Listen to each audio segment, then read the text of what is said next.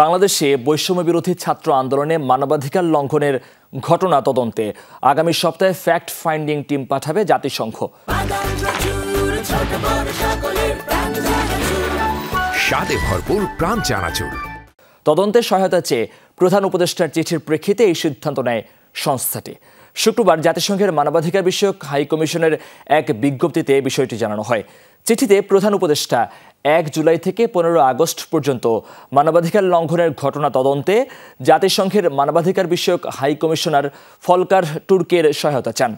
বিবৃতিতে বলা হয়, সাম্প্রতিক আন্দোলনে পুলিশ ও সরকারি বাহিনীর গুলিতে ছাত্র জনতা হত্যার তদন্তে সহায়তা করতে এরই মধ্যে ঢাকা সফর শেষ করেছে জাতিসংঘের বিশেষ কারিগরি দল। গেল সপ্তাহে বৈষম্য বিরোধী ছাত্র আন্দোলনের নেতা, অন্তর্বর্তী সরকারের উপদেষ্টা, প্রধান বিচারপতি, সশস্ত্র বাহিনীর ঊর্ধ্বতন কর্মকর্তা, আইনজীবী, সাংবাদিক, মানবাধিকার কর্মী এবং রাজনৈতিক দলের প্রতিনিধিদের সাথে বৈঠক করে দলটি। এতে সাম্প্রতিক সহিংসতায় মানবাধিকার লঙ্ঘনের তদন্তের পদ্ধতি নিয়ে আলোচনা হয়।